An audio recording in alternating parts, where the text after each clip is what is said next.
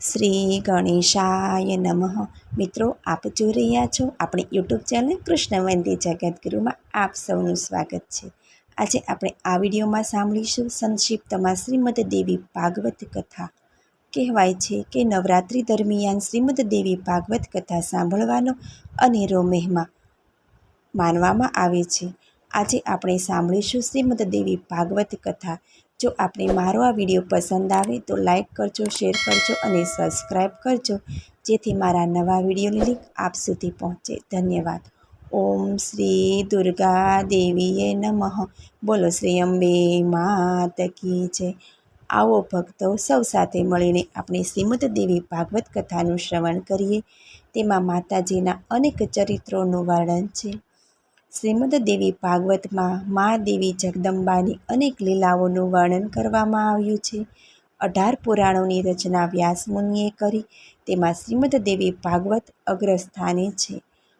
આ પુરાણ સાંભળવાથી મનુષ્યના પાપ તાપો નષ્ટ પામે, વળી મનુષ્યને ધર્મ, અર્થ, કામ અને મોક્ષની પ્રાપ્તિ થાય તથા રોગ, દુઃખ, પીડા આદિ કષ્ટોથી મુક્તિ મળે. જેમ સૂર્યોદય થવાથી અંધકારોનો નાશ પામે, તેમ શ્રીમદ દેવી ભાગવત કથા સાંભળવાથી મનનો કલેશ, આદિ, વ્યાધિ, ઉપાધિથી જીવ મુક્ત થાય છે. એવું મહાત્મ્ય છે આ શ્રીમદ દેવી ભાગવત કથા સાંભળવાનું. 6ઠા સ્કંદમાં આજે આપણે સાંભળીશું વૃત્તાસુર દ્વારા યુદ્ધમાં ઇન્દ્રની હાર, વૃત્તાસુરને બ્રહ્માજીનું વરદાન, વૃત્તાસુરનો વધ, બ્રહ્મહત્યાના પાપથી ભય પામી ઇન્દ્રપત્ની સચી ઉપર મહાદેવીની કૃપા, નૃકૃષ્ણ અગત્યસ્ય મુનિનો શાપ, વશિષ્ઠ વિશ્વામિત્રજીના કલહનું વર્ણન, હયવંશી ક્ષત્રિયો દ્વારા ભૃગુવંશી બ્રાહ્મણોનો સંહાર, હયય કુળનો ઇતિહાસ, વિષ્ણુનો લક્ષ્મીને શાપ, વ્યાસજી અને નારદજીનો સંવાદ, વાનર મુખની નારદને પ્રાપ્તિ, નારદજીની ઈચ્છાથી વિષ્ણુ ભગવાને માયાનો પ્રભાવ બતાવ્યો, વ્યાસજીને જન્મે જય સૃષ્ટિ વિશે પ્રશ્ન કર્યો. આ વિશે આપણે આજે સાંભળીશું. સ્કંદ 6. એક વૃત્તાસુર કે 2 ઇન્દ્ર દ્વારા વૃક્ષાસુર મુનિનો વધ. વ્યાસજીની સામે ઋષિગણો બેઠા હતા અને ભગવતી દેવી અંબિકાના મહિમાનું સુતજી દ્વારા શ્રવણ કરતા હતા. તેઓને થયેલા સંદેહનું નિરાકરણ સુતજી પાસેથી મેળવતા હતા. સુતજી તેમને સંતોષ થાય તે માટે સ્પષ્ટીકરણ કરી દેતા. મુનિઓ પ્રસન્ન થઈ ભક્તિભાવે વધુને વધુ લોક કલ્યાણ અર્થે સુતજીને પ્રશ્નો કરતા હતા. તેઓ ફરી પ્રશ્નો એકવાર સુતજીને કરતા બોલ્યા કે હે મહાભાગ્યશાળી સુતજી, અમારા સાંભળવામાં એવું આવ્યું છે કે વૃત્તાસુર નામથી એક દૈત્ય મહાબળવાન હતો. તે મુનિ અને સ્વર્ગના પ્રજાપતિ ત્વશ્રેષ્ઠાનો પુત્ર થતો હતો. આ ત્વશ્રેષ્ઠા તો દેવતાઓના પક્ષમાં હતા. તો પછી ઇન્દ્રએ તેમના પુત્ર વૃત્તાસુરનો વધ કેમ કર્યો? ત્યારે ઇન્દ્રને બ્રહ્મહત્યાનું પાપ કેમ નહીં લાગ્યું? આપ અમને આ સર્વ વૃત્તાંત કહી સંભળાવો. સુતજી કહે છે કે હે મુનિગણો, પહેલાં હું તમને વૃત્તાસુરનો ઇન્દ્ર દ્વારા વધ થયો તે કથા કહું છું. બ્રહ્મહત્યાનું પાપ લાગવાથી ઇન્દ્રને કેટલું દુઃખ વેઠવું પડ્યું તે પણ આ કથામાં આવી જશે. પૂર્વે રાજા જન્મેજયે પણ આવો પ્રશ્ન સત્યવતી નંદન વ્યાસ નારાયણને કર્યો હતો અને વ્યાસજીને રાજા જન્મેજયે પૂછ્યું કે હે સત્યવતી નંદન વ્યાસજી, પુરાણમાં કથામાં એવી વાત આવે છે કે ઇન્દ્રએ વૃત્તાસુરનો વધ કર્યું, પરંતુ હે વ્યાસજી, પુરાણમાં એવું પાત્ર મેં જાણ્યું છે કે મહાદેવી ભગવતીએ પણ વૃત્તાસુરનો વધ કર્યો. તો શું એ વૃત્તાસુર એકના બે કેવી રીતે થયો? મુનિ, આપની પાસેથી મને આ કથા જાણવાની, સાંભળવાની ઘણી ઈચ્છા છે. સુતજી બોલ્યા. વ્યાસજી કહેવા લાગ્યા કે હે જન્મેજય, તમે ધન્ય છો, તમે મહાન યશસ્વી છો, કેમ કે દિવસે દિવસે તમારો કથા પ્રત્યે ભક્તિભાવ વધારે પ્રબળ થતો જાય છે. જુઓ, જ્યારે શ્રોતા એકાગ્ર થઈને કથા પ્રવચન કરે અને ત્યારે શ્રોતાઓ પણ એકાગ્ર થઈને કથાનો રસપાન કરે, ત્યારે વક્તા પ્રસન્ન થઈને સ્પષ્ટ ભાષણ કરે છે. પ્રાચીન સમયમાં ઇન્દ્ર અને વૃત્તાસુરનું ભયંકર યુદ્ધ થયું. આ કથા પુરાણ પ્રસિદ્ધ છે. વૃત્તાસુરને ઇન્દ્રએ પોતાનો શત્રુ માની તેનો વધ કર્યો, એટલે ઇન્દ્રને ખૂબ જ દુઃખ પડ્યું. રાજન, ઇન્દ્રએ કપટ કરી ત્યારે જ વૃત્તાસુરનું મૃત્યુ થયું. એમાં કોઈ શંકા કે આશ્ચર્ય પામવાની જરૂર નથી. આ બધી લીલા મહામાયા ભગવતીની હોય છે. એમની માયાના પ્રતાપે મુનિઓની બુદ્ધિ પણ કુઠિનથી થઈ જાય છે. સત્વમૂર્તિ એવા શ્રી હરિ વિષ્ણુ મહામાયાનો પ્રભાવ ફેલાવી દૈત્યનો જુદા જુદા અવતારો ધારણ કરી નાશ કરે છે. એ તમામ પ્રસંગોમાં મહામાયા ભગવતી દેવી પ્રેરિત જ હોય છે. જગતમાં કોઈ પુરુષ આ માયાના પ્રભાવને મિટાવી નથી શકતો. વેદો પણ નેતિ નેતિ કરી પોતાના હાથ હેઠા મૂકી દીધા. એ આ જ શક્તિ છે. આ જ માયાના પ્રતાપે દેવતાઓ પણ પોતાનું કાર્ય સિદ્ધ કરવા માટે ભેદ, છળ, કપટનો ઉપયોગ કરી વૃતાસુરનો નાશ કરવા માટે તૈયાર થઈ ગયા અને ઇન્દ્ર તથા વૃતાસુર વચ્ચે યુદ્ધ થયું. ઇન્દ્ર અને વૃતાસુર વચ્ચે યુદ્ધ વિરોધ થવાનું કારણ હવે હું તમને કહું છું. ત્વષ્ટેટાની પ્રજાપતિના પદ પર નિયુક્તિ થઈ. આવા એ મહાન તપસ્વી દેવતાઓમાં મુખ્ય હતા અને તેમના હાથમાં દેવતાઓના તમામ કાર્યોની સારી વ્યવસ્થા કરવાની જવાબદારી હતી. આ ત્વષ્ટા મુનિને કોઈ કારણવશ ઇન્દ્ર સાથે વૈમનસ્ય ઊભું થતાં તેઓએ એક પુત્ર ઉત્પન્ન કર્યો. એનું નામ વિશ્વરૂપ હતું. આ વિશ્વરૂપને 3 મસ્તક હતા. એ મસ્તકથી મદિરા પીતો, તો બીજા મસ્તકેથી વેદ પાઠ કરતો અને ત્રીજા મસ્તકેથી તે બધી દિશાઓનું પરીક્ષણ કરતો. આ વિશ્વરૂપ સંસારના બધા ભોગોથી વિરક્ત થયેલો અને તેણે ઉગ્ર તપ કર્યું. ત્યારે ઇન્દ્રએ તો વિષાનું મૂળ છે, તેને સતત પોતાના આસનની જ પડી હોય છે. એ એમ વિચારે છે કે જો ઉગ્ર તપ કરનારા વિશ્વરૂપ ક્યાંય વરદાનથી અથવા તો પોતાના તપાબળે મારું આ સિંહાસન આંચકી લેશે તો.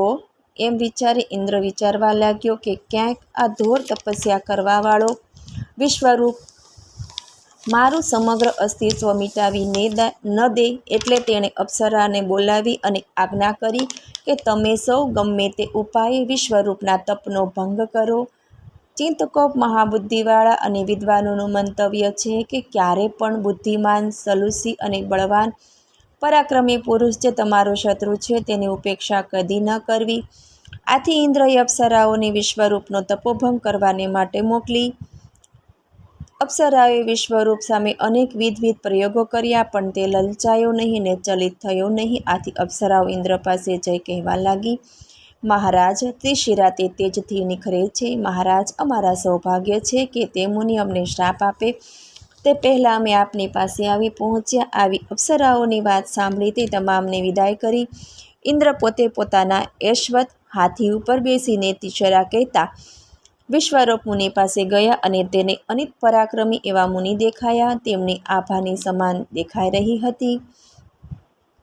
મુનિ એકાગ્ર થઈ ચિત્તરાસન પર બેઠા હતા. આ જોઈને ઇન્દ્રને અત્યંત ખેદ થયો અને મનમાં વિચારવા લાગ્યો કે ઓહો, આ મુનિને હું કેવી રીતે માળવામાં સફળ થઈશ.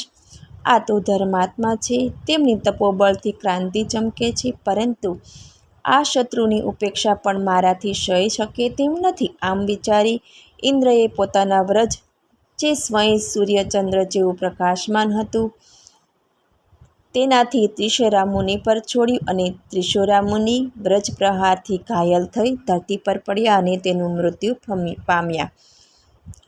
આથી દેવરાજ ઇન્દ્ર મુનિના મૃત્યુથી અપાર હર્ષ પામ્યો. પોતે આ સર્વ બીના જોનારા સૌ ઉપસ્થિત મુનિઓએ હાહાકાર મચાવ્યો અને કહેવા લાગ્યા, ઇન્દ્ર, આવા અઘટિત અને દુષ્ટ કર્મ કરીને તું પાપી થઈ ગયો છું. તારે અવશ્ય આ પાપ કર્મનું ફળ ભોગવવું જ પડશે.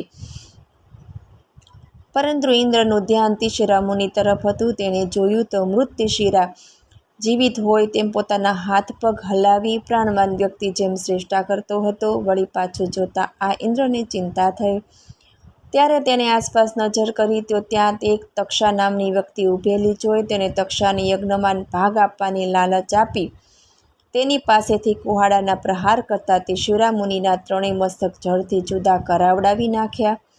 મુનિના મસ્તકો ધડથી જુદા પડી ધરતી પર પડ્યા. એના મુખમાંથી ગરોયા નામના અને કબૂતરો અને તીતર જેવા પક્ષીઓ ઉત્પન્ન થઈ ઉડવા લાગ્યા. ત્યારે ઇન્દ્રને શાંતિ થઈ અને તે નિશ્ચિત થઈને સ્વર્ગે ગયા અને બ્રહ્મ હત્યાના પાપની કોઈ પરવા ન હતી.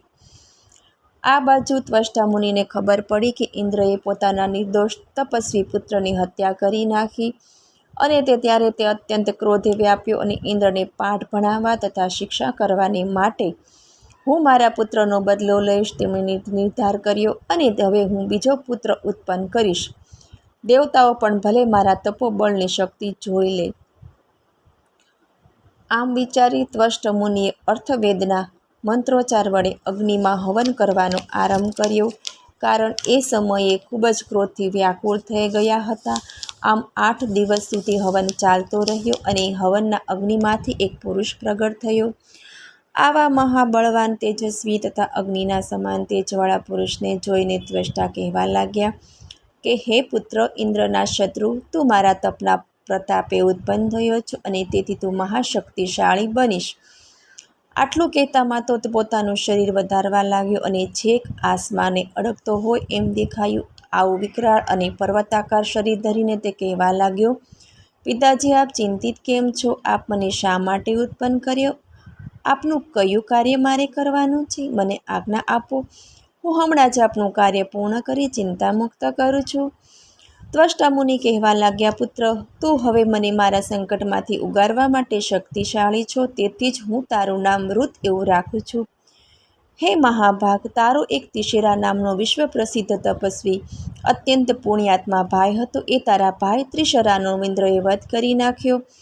તારો ભાઈ ત્રિશરાને કોઈ અપરાધ વગર ઇન્દ્રએ તેનો વધ કર્યો. માટે કરીને મારી આજ્ઞાથી તું એ ઇન્દ્ર સાથે યુદ્ધ કર અને તેને હરાવ.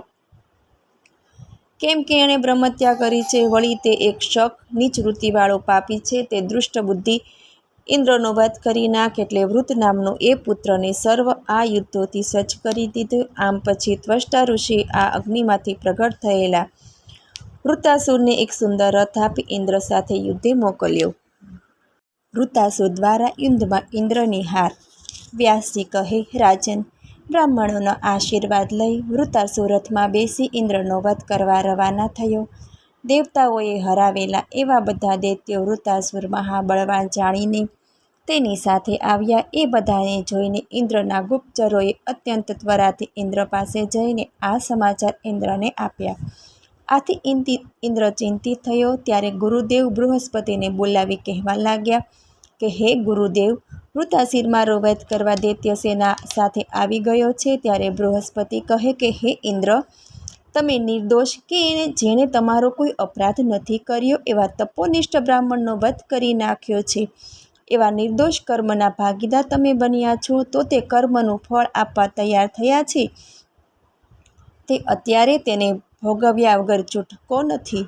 હે ઇન્દ્ર, એટલે તમારા પાપોનું ફળ તમારી સામે આવીને ઊભું છું. ત્વષ્ટા મુનિનો પ્રેરાયેલો આ પ્રચંડ મહાપ્રતાપ બળવાન દૈત્ય જગત આખાનો સંહાર કરવાની ઈચ્છાથી અહીં આવી રહ્યો છે અને તેનું મૃત્યુ કોઈનાથી થઈ શકે તેમ નથી. બૃહસ્પતિનું કહેવું સાંભળી ઇન્દ્ર સહિત તમામ દેવતાઓ ધ્રુજી ગયા. હાહાકાર મચી ગયો.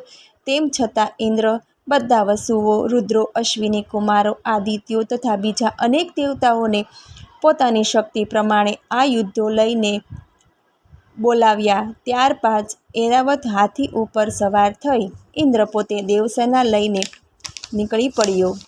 વૃત્તાસુર સાથે દૈત્ય સાથે એ સમયે આવી પહોંચ્યો. એ માનસ પર્વતની ઉત્તર સીમા પર પહોંચ્યો. ત્યાં દેવ અને દૈત્યોની સેના સામસામે ભટકાય.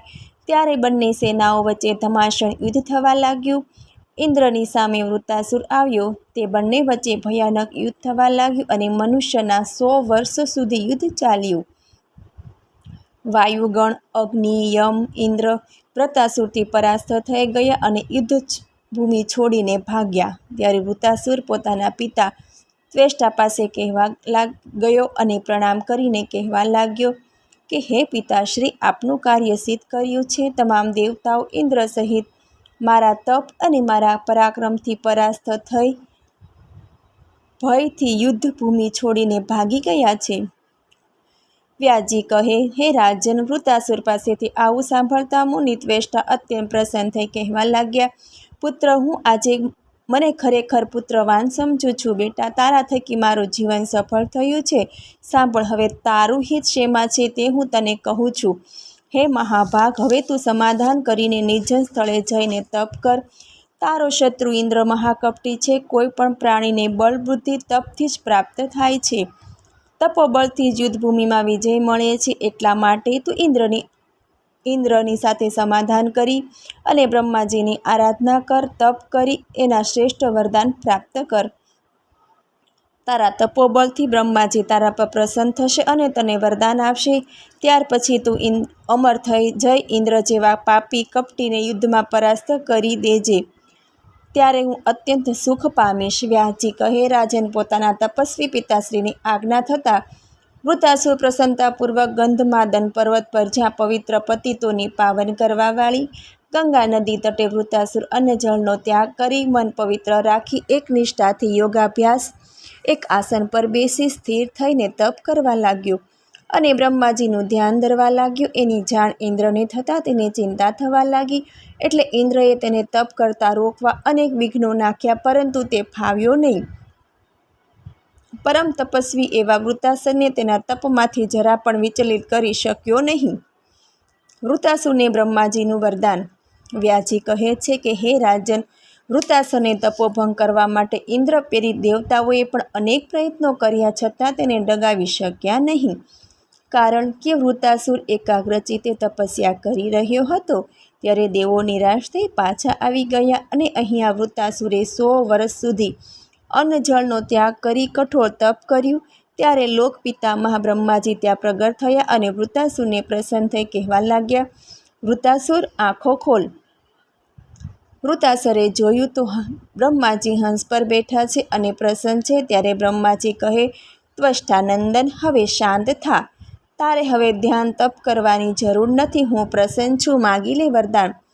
વૃત્તાસુર 2 હાથ જોડતો બ્રહ્માજી પાસે ઊભો થઈ ગયો. મસ્તક નમાવી પ્રણામ કરતા કહેવા લાગ્યો, પ્રભુ, મારું મૃત્યુ લોઢાથી ન થાય, ન લાકડાથી કે ન કોઈ પણ અન્ય શાસ્ત્રોથી થાય, તથા યુદ્ધ વિશે મારું બળ પરાક્રમ ઉત્તરોત્તર વધતું જાય. એટલે સ્વર્ગના દેવો ઇન્દ્ર સહિત પરમ બળવાન યુદ્ધમાં મને જીતી ન શકે અને મારો જ વિજય થાય એવું વરદાન આપો. વ્યાસ ભગવાન કહે, વૃત્તાસુરની આ પ્રમાણે વરદાન સાંભળીને બ્રહ્માજી કહેવા લાગ્યા, વત્સ, હવે શાંત થઈ જા. તારી મનોકામના પૂર્ણ થશે. તું લોઢા, લાકડા કે કોઈ પણ ધાતુના અસ્ત્ર શસ્ત્રથી કે કઠોર પદાર્થથી તારું મૃત્યુ નહીં થાય. આમ બ્રહ્માજીએ વૃત્તાસુરને વરદાન આપ્યું અને પછી બ્રહ્માજી પોતાના બ્રહ્મલોક ચાલ્યા ગયા. ત્યાર પછી વૃત્તાસુર પોતાના પિતામાં આશ્રમે આવ્યો. પિતા ત્વષ્ટા મુનિને પ્રણામ કરતા હર્ષ સાથે કહેવા લાગ્યો, પિતાશ્રી, મેં ઘોર તપ કર્યું અને મેં તપબળ મને મળ્યું છે. બ્રહ્માજીએ મારી અભિલાષા પૂરી કરી એવું વરદાન મને આપ્યું. પિતાશ્રી, બ્રહ્માજીએ મને અજય બનાવી દીધો. વૃત્તાસુરની વાત સાંભળી તેના પિતા શ્રેષ્ઠા પોતાના વરદાનયુક્ત પુત્રની વાત સાંભળી અત્યંત પ્રસન્ન થયા અને કહેવા લાગ્યા, મહાભાગ, તારું કલ્યાણ હો. તું હવે ઇન્દ્રને હરાવ, એટલે મારા પુત્રના વધથી ઉત્પન્ન થયેલા મારા ચિત્તના કલેશને શાંતિ થશે. પુત્ર, તું મારા આ દુઃખને દૂર કર. ઇન્દ્રે મારા નિરઅપરાધી પુત્રને મારી નાખ્યો છે. વ્યાસજી કહેવા લાગ્યા કે, હે રાજન, પિતાની આજ્ઞાથી અત્યંત દુર્મય વૃત્તાસુરે પોતાના રથ પર સવાર થઈ દૈત્ય સેના લઈને નીકળી પડ્યો. વૃત્તાસુરની દૈત્ય સેનાના હુંકારથી અને ભયાનક ગર્જનાઓથી અમરાવતી પણ ધ્રુજી ઉઠી. રસ્તામાં દૈત્ય સેનાએ ત્રાસ વર્તાવ્યો. ત્યારે ચારે તરફ હાહાકાર મચી ગયો. દેવો તથા ઇન્દ્ર ગભરાયા. ત્યારે ઇન્દ્રએ પોતાની દેવસેના તૈયાર કરી વૃત્તાસુર સામે યુદ્ધ ચડ્યો. દેવો અને દાનવો વચ્ચે ભયાનક એવું ધમાસણ યુદ્ધ થવા લાગ્યું. ઇન્દ્ર અને વૃત્તાસુર બંનેમાંથી કોઈ પીછેહટ કરતું નથી. ત્યારે ક્રોધ કરીને વૃત્તાસુરે ઇન્દ્રને પોતાની વિશાળ બાજુઓથી પકડી પોતાના મુખમાં મૂકી દીધો. અને દેવતાઓ સાથે યુદ્ધ કરતો રહ્યો. ઇન્દ્રને ગળી જતા વૃત્તાસુરને જોઈને દેવતાઓ આશ્ચર્યમાં ગરકાવ થઈ સાથે દુઃખી પણ થયા. વ્યાસજી કહે છે કે, હે રાજન, દેવરાજ ઇન્દ્રની આ દશા જોઈને દેવતાઓ ગભરાયા અને ઇન્દ્રને વૃત્તાસુરને છોડાવવા પ્રયત્ન કરવા લાગ્યા અને બૃહસ્પતિની સંપત્તિથી બગાસુર નામનું સર્જન કર્યું અને તેનાથી વૃત્તાસુરને બગાસું આવ્યું. એ લાખ જોઈ ઇન્દ્રએ પોતાનું શરીર સંકોચ્યું અને એના મુખમાંથી બહાર નીકળી ગયો. હે રાજન, આ જુંભા કહેતા બગાસાની ઉત્પત્તિ થઈ કહેવાય. અને ત્યારે પાછું દેવ દૈત્યો વચ્ચે યુદ્ધ થયું. ઇન્દ્રના છુટકારાથી દેવતાઓ પ્રસન્ન થઈને ઉત્સાહિત થઈ ભયાનક યુદ્ધ કરવા લાગ્યા. ત્યારે આ યુદ્ધ 10,000 વર્ષ સુધી ચાલ્યું અને તેથી વરદાન પ્રમાણે વૃત્તાસુરનું બળ અને પરાક્રમ પણ વધી ગયા. દેવો પરાસ્ત થયા, ઇન્દ્રની હાર થઈ.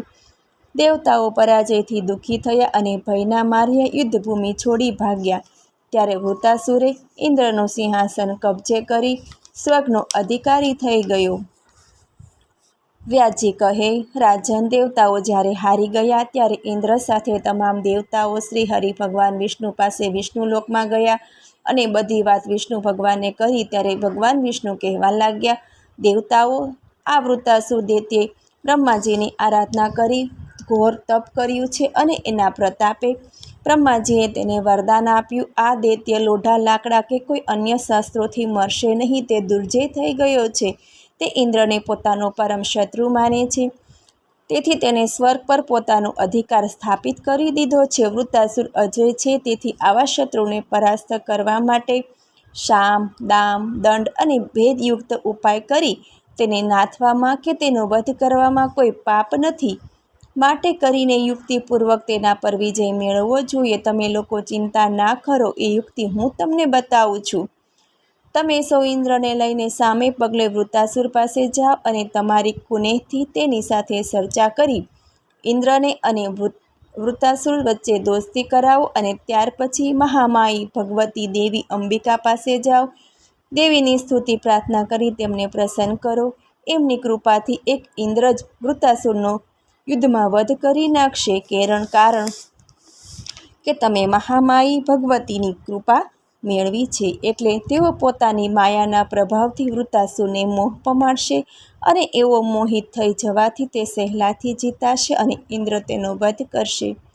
દેવતાઓ, મહાદેવી મહામાયા ભગવતી જ્યારે પ્રસન્ન થઈને કૃપા કરે છે ત્યારે આ બધું શક્ય બને છે. માટે કરીને તમે દેવીની પ્રથમ આરાધના કરો. આમ ભગવાન વિષ્ણુએ દેવતાઓને યુક્તિ બતાવી. દેવતાઓ તુરત જ સુમેરી પર્વતના શિખરે જઈ તપ કરવા લાગ્યા. દેવીની આરાધના અને ધ્યાન કરવા લાગ્યા. રાજન, જગતની ઉત્પત્તિ અને સંહારનું કારણ મહાદેવી છે. તેઓ તેમની પૂજા, પ્રાર્થના, આરાધના કરે છે, તેમની સેવામાં પ્રવૃત્ત થાય છે. તેવા એમના ભક્તોની સર્વ મનોકામનાઓ સ્વાભાવિક રીતે પૂર્ણ કરે છે અને સાંસારિક બધા કલેશોથી મુક્ત થઈ જાય છે. તેવા ભગવતી અંબાની આરાધના કરવા દેવતાઓ પર્વતના શિખર પર બેસી ગયા. વ્યાસ ભગવાન કહે છે કે, હે રાજન, ત્યારે ભગવતી મહામાયા જગદંબા દેવતાઓની સ્તુતિથી, આરાધનાથી પ્રસન્ન થઈ સુંદર રૂપ ધારણ કરી ત્યાં ઉપસ્થિત થયા અને મહાદેવી દેવતાઓને કહેવા લાગ્યા, દેવતાઓ, નિર્ભય થાવ અને મને કહો, તમને શું દુઃખ પડ્યું છે? કેવી મુશ્કેલો તમારા ઉપર આવી પડી છે? માતા જગદંબાનું પ્રસન્ન થઈ કહેવું સાંભળી દેવતાઓ કહેવા લાગ્યા, મહાદેવીનો જય થાવ, જય થાવ, જય થાવ. અમે સૌ નતમસ્તકે આપને પ્રણામ કરીએ છીએ. હે દેવી, આપ સર્વરૂપ છો, આપનાથી કંઈ અજાણ્યું નથી. તેમ છતાં હે માતા, અમે દેવતાઓ વૃત્તાસુરના ત્રાસથી અત્યંત દુઃખી થઈને આપની શરણે આવ્યા છીએ. એટલે આપ અમારાથી દુર્જય એવા પ્રબળ શત્રુને મોહિત કરો. એની બુદ્ધિ પર આપ એવું મોહપ્રદ આવરણ બિછાવો કે તેમાં તે મોહિત થઈ દેવતાઓના બોલ ઉપર વિશ્વાસ કરવા લાગે અને અમારા શસ્ત્રોમાં એવી શક્તિ મૂકો કે જેનાથી એ શત્રુનો વધ કરી શકાય. વ્યાસજી કહે, રાજન, મહામાયા દેવી જગદંબા ભગવતીએ દેવોને દુઃખ મુક્ત કરવા, દેવોની અભિલાષા પૂર્ણ કરવા કહ્યું. દેવતાઓ, તમારી ઈચ્છા પ્રમાણે એવું જ થશે. આટલું કહીને ભગવતી જગદંબા અદૃશ્ય થઈ ગયા. ત્યારે દેવીની કૃપા મેળવી દેવતાઓ પ્રસન્ન થઈ પોતપોતાના સ્થાને ચાલ્યા ગયા. વૃત્તાસુરનો વધ. બ્રહ્મહત્યાના પાપથી ભય પામી ઇન્દ્ર માન સરોવરમાં છુપાયો.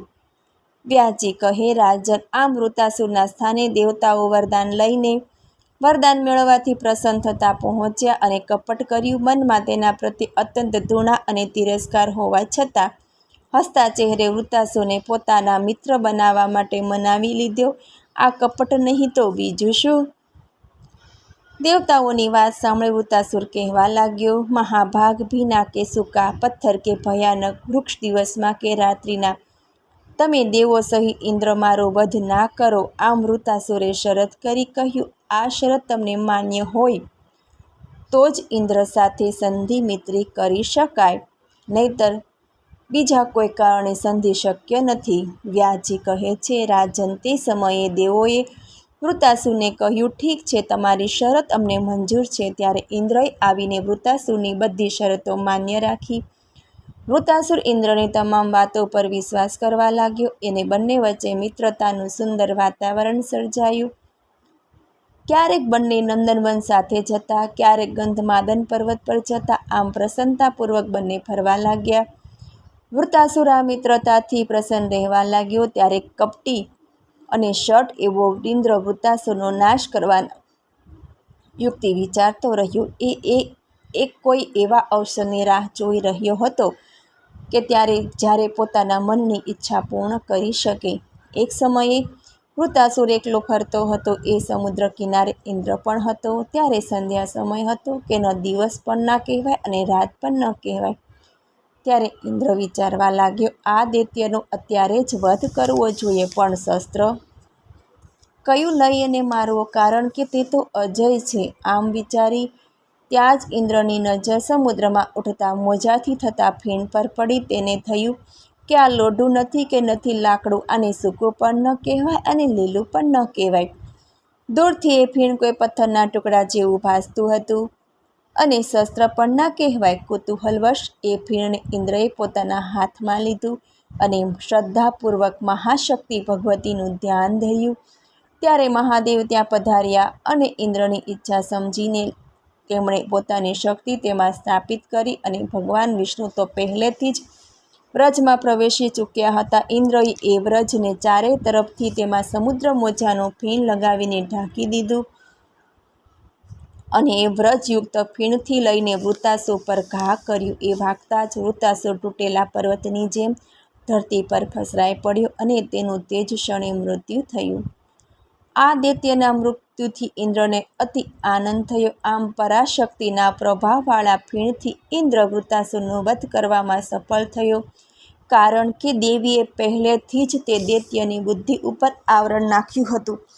લોકો તો જાણી ગયા જ હતા કે વૃત્તાસુરનો વધ દેવીના હાથે જ થશે કે દેવી પ્રેરિત જ હશે.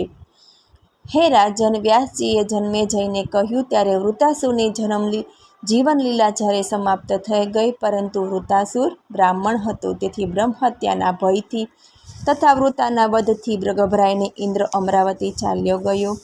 મુનિગણોને પણ એ ભય લાગ્યું કે શત્રુનો અમે વિશ્વાસઘાત કરીને વધ કર્યો છે.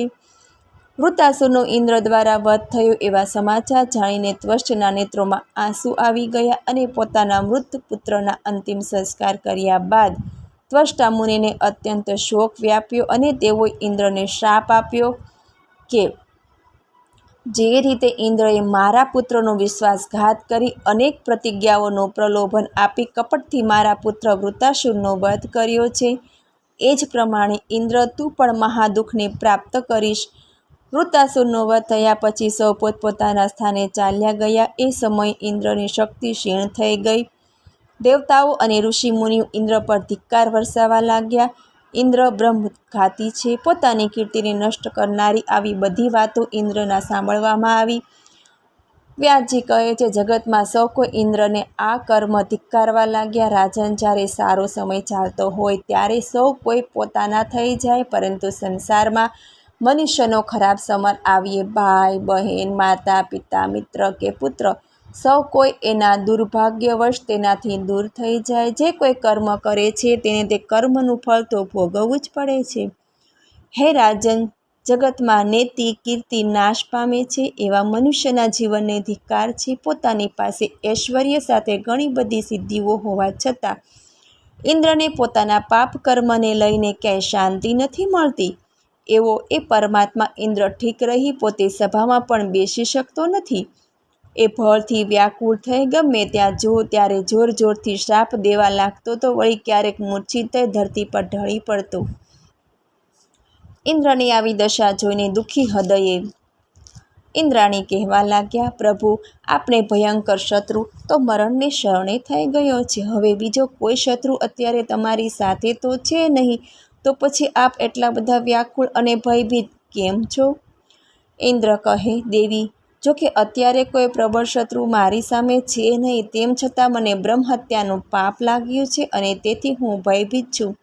હે રાણી, હું શું કરું? ઘરમાં કે બહાર મને ક્યાંય શાંતિ મળતી નથી. ક્યાં જાઉં તો મને શાંતિ પ્રાપ્ત થાય?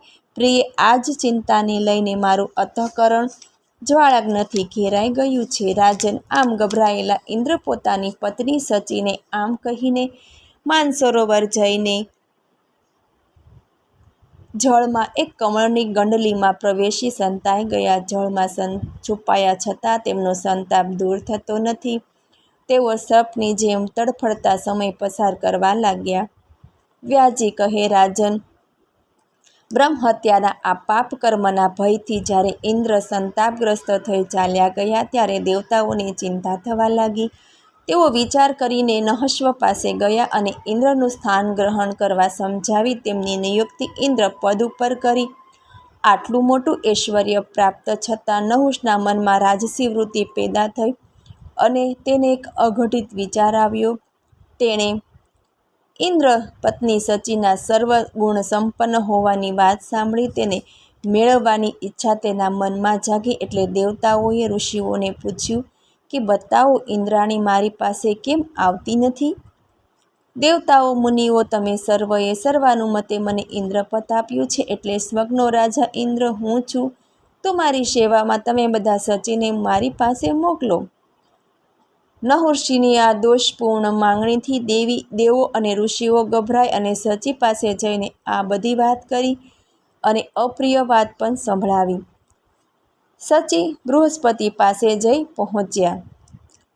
ઇન્દ્રપત્ની સચી ઉપર મહાદેવીની કૃપા, નુકુશને અગત્યસ્ય મુનિનો શાપ. બૃહસ્પતિ કહેવા લાગ્યા, દેવી, પાપાંધ નહુમથી હવે તમારે જરા પણ ગભરાવાની જરૂર નથી. હે વત્સ, સનાતન ધર્મનો પરિત્યાગ કરીને હું તેમની પાસે નહીં જવા દઉં. શરણે આવેલાને જે નિજ માણસ આશ્રય નથી આપતો તેને યુગો સુધી નરકની યાતનાઓ ભોગવવી પડે છે. દેવી, તમારી રક્ષા હું કરીશ. નહુષને ખબર પડતા તે બૃહસ્પતિ ઉપર ક્રોધિત થયો અને દેવતાઓને કહેવા લાગ્યો, હું એ બૃહસ્પતિનો જરૂરથી વધ કરીશ, કેમ કે તે મૂર્ખ સચીને આશ્રય આપ્યો છે. આમ બોલી નહુષે દેવતાઓને આજ્ઞા કરી, તમે સૌ દેવતાઓ બૃહસ્પતિના આશ્રમે જાઓ અને બળથી કે વિનયથી સચીને અહીંયા લઈ આવો. દેવતાઓ બૃહસ્પતિ પાસે ગયા અને નહુષે કહેલી વાત સંભળાવી. આથી બૃહસ્પતિ આ સંકટમાંથી ઉગારવા માટેનો સૌને ઉપાય કહ્યો. સચી નહુષની પાસે જાય ને કહે, હું આપની સેવામાં અવશ્ય રોકાઈશ, પરંતુ એ પહેલાં મારે જાણવું છે કે મારો પતિ જીવિત છે કે નહીં. આમ કહી સચીએ નહુષને છેતરવો જોઈએ. ત્યાર પછી સચીના પતિ ઇન્દ્રને લઈ આવવાનો ઉપાય કરીશું. બધા દેવો સચીને લઈને નહુષી પાસે જઈ કહેવા લાગ્યા, આ ઇન્દ્રપત્ની સચી. ત્યારે સચીએ જેમ બૃહસ્પતિએ સમજાવ્યું હતું તે પ્રમાણે નહુષને કહ્યું. ત્યારે સચીને જોઈને નહુષ અતિ પ્રસન્ન થયો અને કહેવા લાગ્યો કે સચીને ત્યાં જવા માટે અનુમતિ આપી. ત્યાર પછી સચીને સાથે સર્વ દેવો ભગવાન વિષ્ણુ પાસે ગયા અને તમામ હકીકત જણાવી. ભગવાન વિષ્ણુ કહેવા લાગ્યા કે દેવતાઓ, ઇન્દ્રને બ્રહ્મહત્યાનું પાપ લાગ્યું છે, એટલે એમાંથી ઉગારવા માટે એણે અશ્વમેઘ યજ્ઞ કરવો જોઈએ. તેની સાથે ઇન્દ્રાણી સચી પણ સાથ આપે. દેવતાઓ, મહાદેવી ભગવતીને પ્રસન્ન કરવા માટે આ અશ્વમેઘ યજ્ઞ એક સાધન છે. માટે કરીને આ યજ્ઞ કરી દેવી ભગવતીને પ્રસન્ન કરો. પ્રસન્ન થયેલા મહાદેવી ઇન્દ્રને લાગેલા બ્રહ્મહત્યાના પાપનો ક્ષય કરી દેશે. ત્યારે ઇન્દ્રને સ્વર્ગનું ઉત્તમ રાજ્ય પાછું અપાવશે. ભગવાનની વાત સાંભળી ઇન્દ્રએ સર્વદેવો સાથે મળીને અશ્વમેઘ યજ્ઞ કર્યો.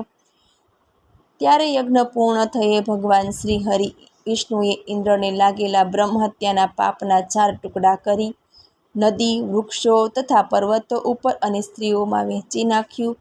અને પછી બ્રહ્મહત્યાના પાપથી મુક્ત થયેલો ઇન્દ્ર સમયની પ્રતીક્ષા કરતો પાછો જળમાં જઈને રહેવા લાગ્યો. અહીંયા ઇન્દ્રાણીએ બૃહસ્પતિના કહેવાથી અને તેમની પાસેથી મંત્ર દીક્ષા લઈ જગદંબાની આરાધના શરૂ કરી. ત્યારે દેવી પ્રસન્ન થયા અને કહેવા લાગ્યા, વરદાન માંગ હે ઇન્દ્રપ્રિય. ત્યારે સચી દેવીને કહેવા લાગ્યા કે માતેશ્રી, મને મારા પતિ ઇન્દ્રના દર્શન કરવાની ઘણી ઈચ્છા છે અને સાથે સાથે મને એ પણ વરદાન આપો કે હું પાપી નુહશથી હું ભયમુક્ત બનું અને અમારું ઇન્દ્રસન અમને પાછું મળે. ત્યારે દેવી બોલ્યા, સચી તું માનસરોવર જા અને ત્યાં ગયા પછી મારી એક મૂર્તિ ત્યાં પ્રતિષ્ઠિત છે. એ મૂર્તિને લોકો વિશ્વકામ કહી ઓળખે છે. ત્યાં ઇન્દ્રની સાથે તમારી મુલાકાત અવશ્ય બનશે. મોટા નેત્રોવાળી થોડા વખતમાં જ હું તે પાપી રાજા નુહશને મોહિત કરી નાખીશ. મારા પ્રયાસથી મોહિત થઈને ઇન્દ્રાસનથી તુરત જ નુહશથી ભ્રષ્ટ થઈ જશે. એટલે તું અત્યારે મારી સેવિકા સાથે જા. વ્યાસજી કહે છે કે ભગવતી અંબિકાની તે સેવિકા સાથે ઇન્દ્રાણી તુરત જ ઇન્દ્ર પાસે પહોંચી ગયા. પોતાની પ્રાણ પ્યારી સચીને જોઈને ઇન્દ્ર એ સમયે ઘણો આશ્ચર્ય પામ્યો. એણે પૂછ્યું, પ્રિયે, તું અહીંયા ક્યાંથી આવી ગઈ? પ્રભુ, આ માતા ભગવતીની કૃપાથી જ આ શક્ય બન્યું છે. દેવો મુનિઓએ પોતાના સ્થાને નુહશ નામના પાપીને નિયુક્ત કર્યો છે અને એ નીચ નુહશી મને કહેવા લાગ્યો, સુંદરી, તું મને પતિ તરીકે સ્વીકારી લે. સચીનું આવું કહેવું સાંભળી ઇન્દ્ર કહે, તો હું તને એક ઉપાય કહું છું. તે તું નુહર્ષિને કહેજે કે હે જગપ્રભુ, તમે એવા દિવ્ય વાહન ઉપર બેસી મને લેવા આવો કે જે વાહન ઋષિ મુનિઓએ પોતાના ખભે ઉપાડ્યું હોય. કેમ કે મારા મનથી એવો સંકલ્પ કર્યો છે. આમ કરવાથી નક્કી તે નુહર્ષિ એમ કરશે અને પછી ઋષિઓ તેને શ્રાપ આપશે અને ઋષિઓના શ્રાપને પ્રતાપે તે નીચ પાપી નુહશ બળીને ભસ્મ થઈ જશે. જા, મેં કહ્યું તેમ કર. ભગવતી માં અંબા તારી સહાય કરશે. વ્યાસજી કહે, ભગવાન આ પ્રમાણે ઇન્દ્રએ સચીને શીખવ્યું. સચીએ તે જ પ્રમાણે નુહર્ષિને જઈને કહ્યું. ત્યારે નુહર્ષિ એકદમ પ્રસન્ન થઈ ગયો. ત્યારે તે અભિમાનથી છકેલો મૂર્ખ નુહર્ષિ દેવીથી મોહિત થઈ કહેવા લાગ્યો, સુંદરી, તે ખૂબ સરસ બતાવ્યું. હું પણ આવી સવારી કરવા ઈચ્છું છું. અને પછી સચીને જવા દીધી. કામાત બનેલા નુહર્ષે પછી બધા મુનિઓને બોલાવી આવી વાત કરી. ત્યારે હે રાજન, આ બધા શ્રેષ્ઠ મુનિઓને બોલાવી આવી વાત કરી. ત્યારે હે રાજન, આ બધા શ્રેષ્ઠ મુનિઓમાં અગત્યસ્ય પણ હતા અને તેમણે પોતાના કૃપાળુ સ્વભાવને લઈને કે પછી આ સર્વે ઘટનાની પાછળ ભાવિ નિર્માણ થયેલું તેને વશ નુહર્ષની આવી વિચિત્ર માંગણીનો સ્વીકારી લીધી. એટલે નુહર્ષિ ખુશખુશાલ થઈ ગયો. એ પછી મુનિઓએ પાલખી ઉપાડી. નુહર્ષિ તેમાં પ્રથમ બેસી ગયેલો અને પછી સર્પ સર્પ એટલે ભાગો, ચાલો ચાલો, આમ કામાવેશમાં એની બુદ્ધિ ક્ષીણ થઈ ગઈ. એટલે અગત્ય મુનિના માથા ઉપર પોતાના પગની ઠોકર મારી અને તેથી આગળ તેણે મુનિને ભાલુ ફટકાર્યો. તેથી અગત્યજીને ભયંકર ક્રોધ ચડ્યો. તેઓએ નુહર્ષિને શ્રાપ આપ્યો, અરે નીચ પાપી, તું ભયંકર આકૃતિવાળો સાપ બની જા અને હજારો વર્ષો સુધી સર્પ યોનિમાં અનેક દુઃખો ભોગવ. ધર્મના અંશથી જ્યારે એક યુધિષ્ઠર નામના પુણ્યાત્મ પ્રગટ થશે ત્યારે તેના મુખેથી તારા પ્રશ્નોનો ઉત્તર તું સાંભળીશ. ત્યારે જ તારી મુક્તિ થશે. વ્યાસજી કહેવા લાગ્યા, આમ મુનિવર અગત્યજીના શ્રાપથી મહર્ષિ રાજસી નુહશ તરત જ સાફ થઈ ગયો અને સ્વર્ગમાંથી તેનું પતન થયું. તે નુહશ પૃથ્વીલોકમાં ગયો.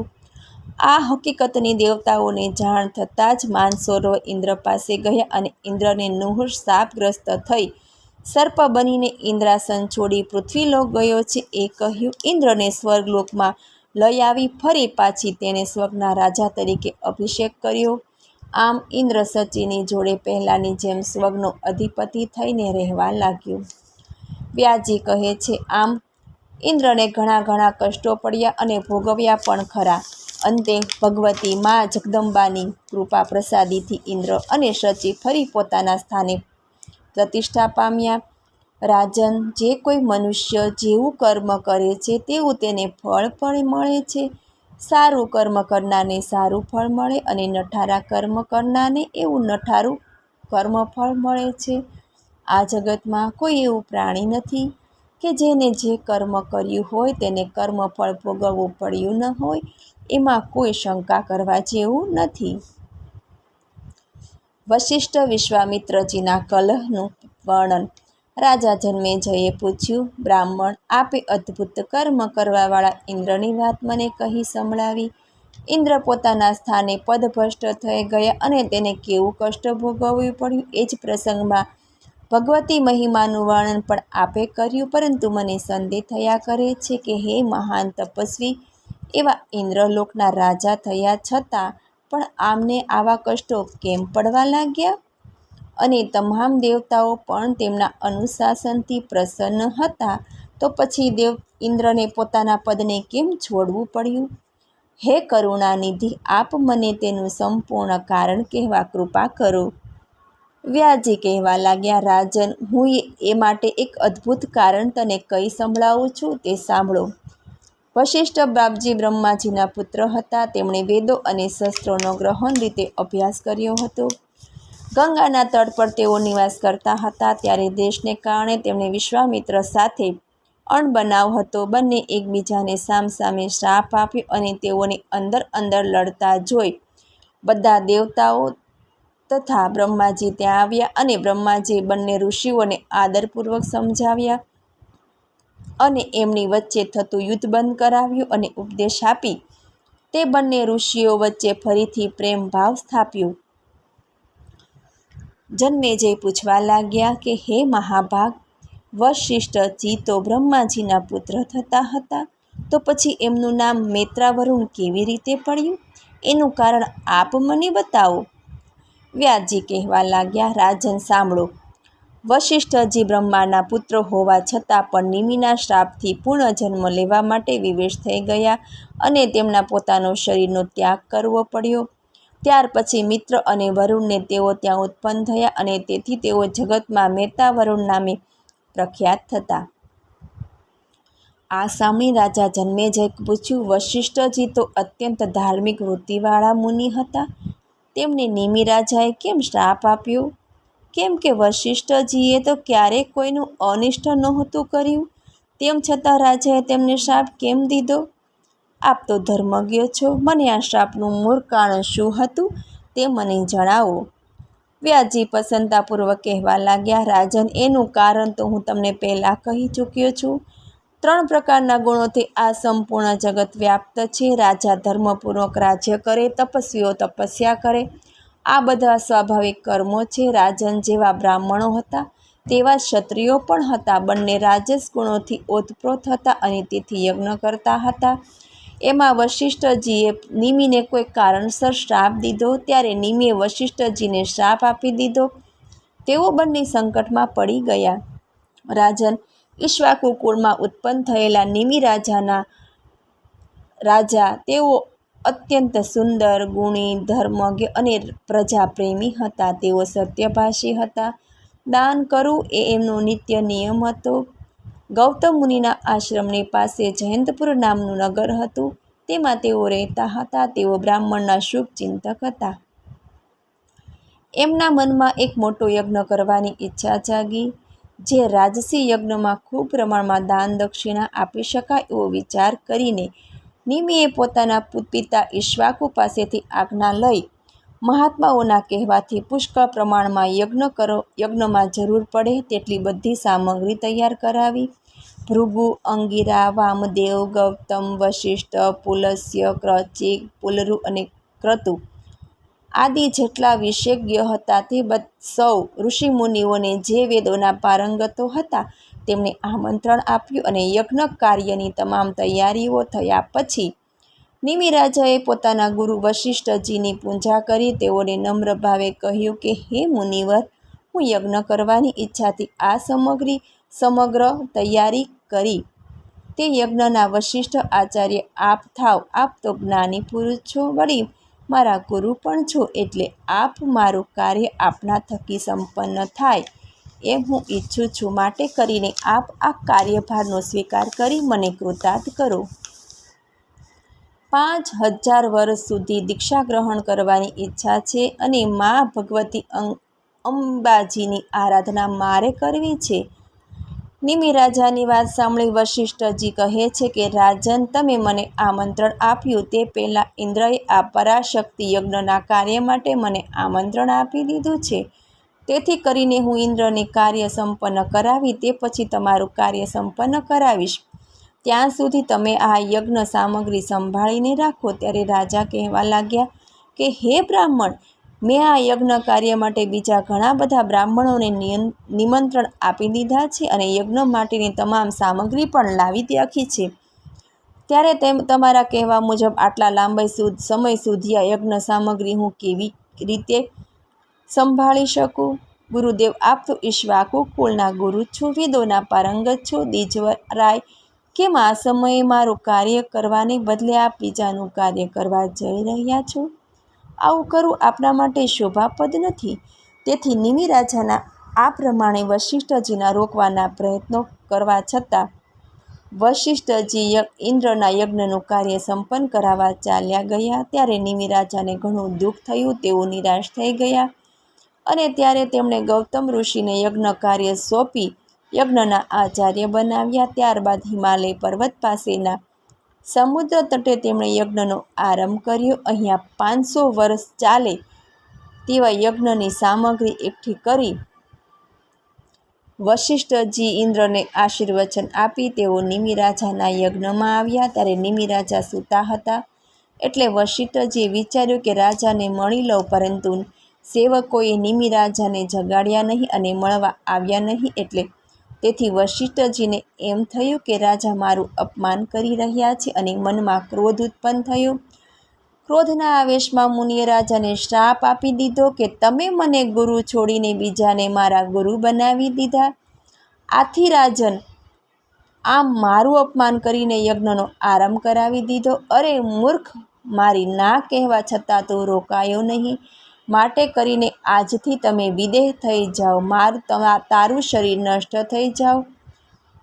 મુનિએ આવો શ્રાપ નિમિ રાજાને કીધો. એ સેવકો સાંભળી ગયા અને નિમિ રાજાને જગાડી શ્રાપની વાત કરી. નિમિ રાજાના મનમાં વશિષ્ઠ પ્રત્યે કોઈ ખોટી ભાવના હતી નહીં. તેમ છતાં તેઓ તે નમ્રતાથી મૃદવાણીમાં વશિષ્ઠ ઋષિની પાસે કહ્યું કે હે ધર્મને જાણનારા ગુરુદેવ, આપ મારો કોઈ પણ જાતના અપરાધ વગર આપે મને શ્રાપ દીધો છે. તમે મારા ગુરુ છો અને હું આપનો યજમાન છું. મેં આપને ઘણી વિનંતી કરી, તેમ છતાં આપ બીજાના યજ્ઞ સંપન્ન કરવા ચાલી ગયા. ગુરુદેવ, બ્રાહ્મણોને સદાય સંતોષ રાખવો જોઈએ. આમ ક્રોધવશ મારો યક્ષ ઠુકરાવી દીધો. વિદ્વાનો કહે છે કે ક્રોધ એ તો ચંડાલથી પણ વધારે અછૂત છે. માટે કરીને સુજ્ઞોએ ક્રોધનો ત્યાગ કરવો જોઈએ. આપે વિના વાકે મને વિદેહ થઈ જવાનો શ્રાપ આપ્યો, એટલે હું પણ તમને શ્રાપ આપ્યું છું. તમારું આ ક્રોધાયુક્ત શરીર નષ્ટ થઈ જાય. આ પ્રમાણે નિમિ રાજા અને વશિષ્ઠજી એકબીજાને સામસામે શ્રાપ આપ્યો. શાપગ્રસ્ત બંને ચિંતા કરવા લાગ્યા. વશિષ્ઠના મનમાં તો ખળભળાટ થઈ ગયો અને તેને બ્રહ્માજીને શરણે ગયા. નિમિ રાજાને શ્રાપ આપ્યાની વાત કરી બ્રહ્માજીને કઈ સંભળાવી. પિતાજી, રાજા નિમિએ મને શ્રાપ આપ્યો છે કે મારું શરીર નષ્ટ થઈ જશે.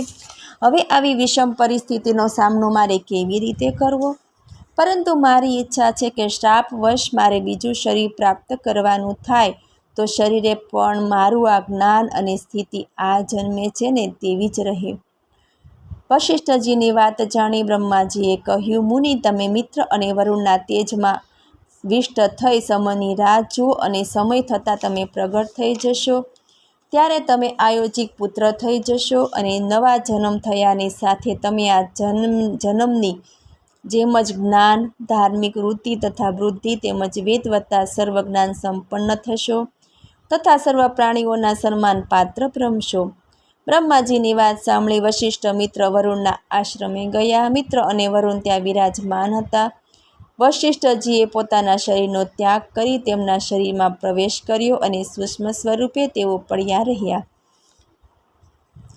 રાજન, એક સમયની વાત છે. પોતાની ઈચ્છાથી સ્વર્ગની અપ્સરા ઉર્વશી પોતાની સખીઓને સાથે મિત્રા વરુણના આશ્રમમાં આવી અને તેમને જોઈને કહેવા લાગી અને ઉર્વશીને કહેવા લાગ્યા કે હે સુંદરી, હું તમને પતિ તરીકે અપનાવી લે અને આશ્રમમાં આનંદનો અનુભવ કર.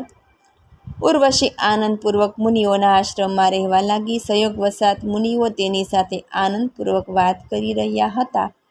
ત્યારે જ મિત્રા વરુણનું વીર્ય સ્ખલિત થઈ ગયું અને પાસે ઘડેલા એક ઘડામાં પડ્યું. હે રાજન, ત્યારે તેમાંથી 2 સુંદર મુનિ કુમારો પ્રગટ થયા અને પ્રથમ બાળકનું નામ અગત્યસ્ય પડ્યું અને બીજા બાળકનું નામ વશિષ્ઠ પડ્યું.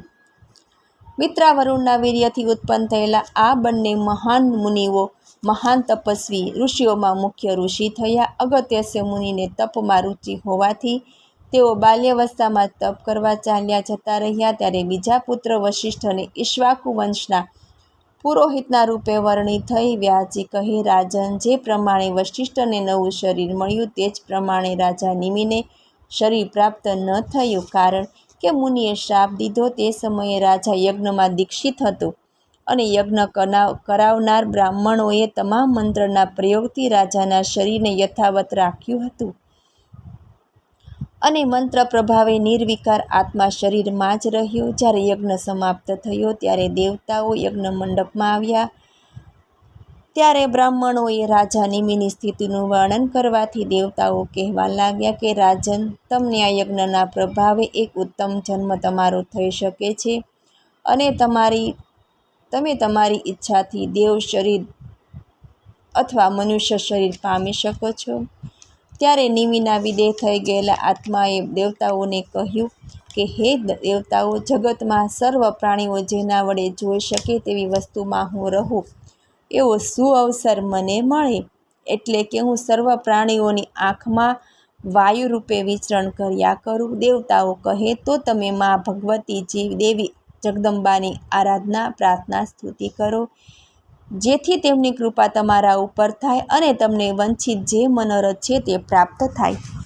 એટલે દેવોએ કહ્યું, તમે રાજા નિમિએ દેવીની પ્રાર્થના કરી. ત્યારે દેવીએ પ્રસન્ન થઈ દર્શન આપ્યા. નિમિ રાજાએ દેવી જગદંબા પાસે વરદાનમાં માગ્યું કે હે માતા, સર્વે પ્રાણીઓની આંખમાં રહેવાનું વરદાન મને આપો. દેવી કહે, રાજન, તમને શુદ્ધ જ્ઞાન પ્રાપ્ત થાઓ અને જગતના બધા જ પ્રાણીઓની આંખમાં તમારા પલકારા થયા કરશે. તેથી જગતમાં તમામ પ્રાણીઓ, મનુષ્યો, પક્ષીઓ બધા આંખમાં પલકારા લેતા પ્રાણીઓ કહેવાશે.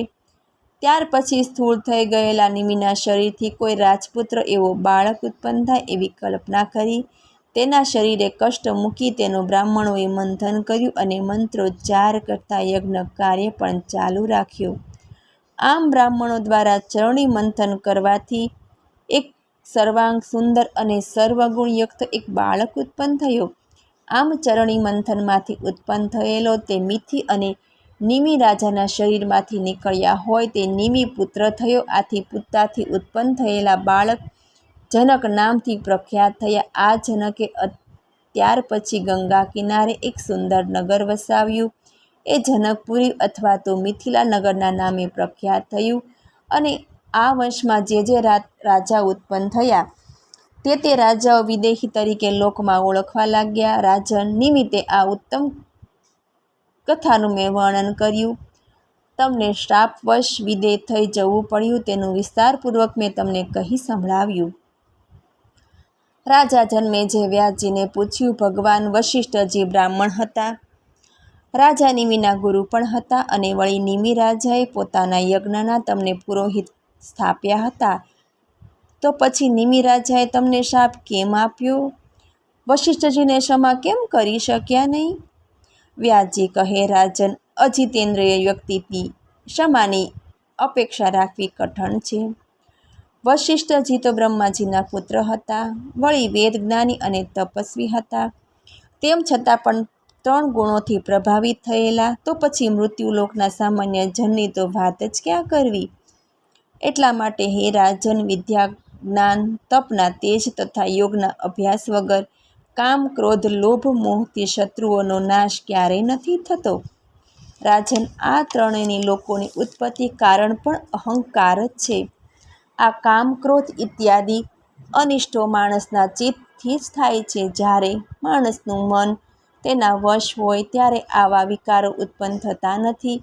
અને આવા જ કારણોથી રાજા નિમિ વશિષ્ઠ મુનિને ક્ષમા કરી શક્યા નહીં અને શ્રાપ દઈ બેઠા. તે તમે સાંભળો.